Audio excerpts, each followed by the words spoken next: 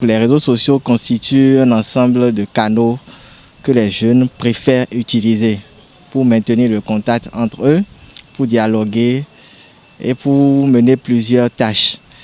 Mais force est de constater que l'utilisation de ces réseaux est comme un couteau à double tranchant. Il y a donc des inconvénients et aussi des avantages. Parlant des avantages, les réseaux sociaux offrent plusieurs possibilités en termes de mobilité. De chez vous, de n'importe où, vous avez la possibilité de dialoguer, de tenir une conversation. Les réseaux sociaux donc rapprochent les gens. Avec les réseaux sociaux aujourd'hui, vous avez la possibilité de retrouver des anciens amis qu'on a perdus de vue il y a très longtemps. C'est toujours bien d'avoir cette émotion-là, de rester en contact avec des gens qu'on a connus, mais pour diverses raisons, études, vie professionnelle ou familiale, on ne les a plus trop souvent. Du point de vue professionnel, les réseaux sociaux sont aujourd'hui utilisés aussi pour le marketing, pour la vente en ligne, puisqu'on est à l'ère du e-commerce.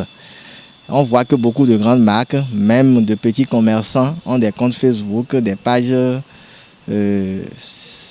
à gauche et à droite qui leur permettent de donner de la visibilité à leurs produits, de vendre et d'acheter.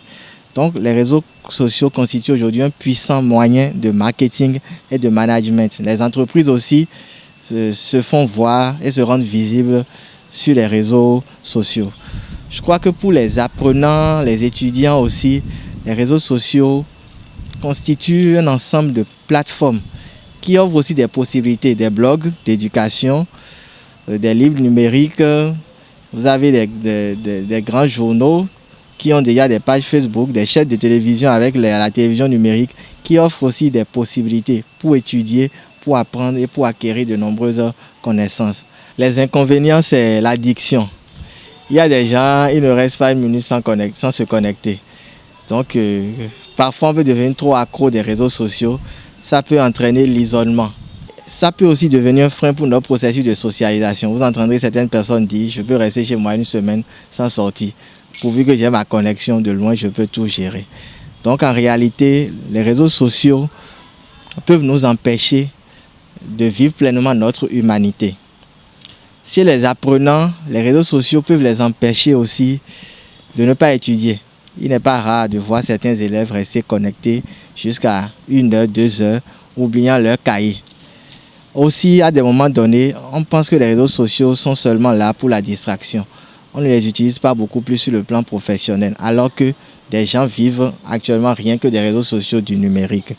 L'autre chose, c'est la cybercriminalité à laquelle on est exposé.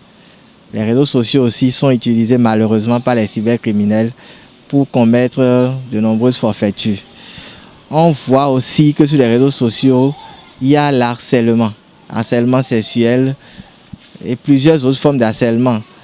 Les réseaux sociaux aussi ne protègent pas pour autant notre vie privée. Surtout quand on publie trop de photos de soi-même, de sa petite famille. Il faut se mettre en valeur, certes, comme tout le monde, mais savoir le faire. Savoir quoi publier, savoir quoi ne pas publier, histoire quand même de se protéger, de protéger son identité. D'une manière ou d'une autre, le Bénin est en train de progresser et au-delà des inconvénients, nous ne pouvons plus nous passer de ces réseaux. Le monde du numérique est un monde de vidéos et de photos. Ce qu'on appelle il faut soigner son image. Tout comme l'être humain a besoin de soigner son image, la culture aussi a besoin de soigner son image, de se rendre davantage visible. Avec les réseaux sociaux, on peut rendre davantage visible la culture béninoise. Pourquoi pas à travers des webinaires, de petits spots, de petits partages. C'est bien possible. Comme je l'ai déjà dit, la particularité avec les réseaux sociaux, c'est que la distance ne compte plus. Donc la culture béninoise peut être facilement exportée et rendue visible. On constate que des enfants aujourd'hui, même en 5e, en 3e, ont déjà des portables. Je comprends que le monde est devenu dangereux et chaque parent a envie de joindre son enfant. Mais sachons raison garder.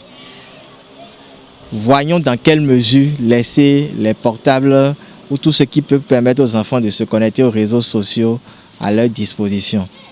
Tout dépend du type d'enfant qu'on a et de l'éducation qu'on a. Si nous avons des enfants qui sont turbulents, qui ont tendance à se laisser aller aux nouveautés, ce n'est pas trop prudent. Mais si nous avons des enfants qui utilisent vraiment ces réseaux-là, ou Internet pour faire des recherches à bon escient, il faut toujours les accompagner avec des mesures de censure. L'autre chose aussi, je crois que dans nos écoles, il faudrait qu'il y ait des créneaux pour sensibiliser les apprenants sur l'usage des réseaux sociaux. Avantages et inconvénients, et surtout les avantages, en quoi ils peuvent utiliser vraiment ces réseaux-là, si tant est qu'ils sont accrochés à cela, pour accroître leur performance scolaire. Les leaders religieux aussi sont interpellés, que ce soit les prêtres, les imams, les chefs traditionnels, à travers leurs sermons et leurs différents enseignements, ils peuvent toujours partir de certaines réalités spirituelles pour orienter l'utilisation des réseaux sociaux afin que ces réseaux soient utilisés de la meilleure des manières.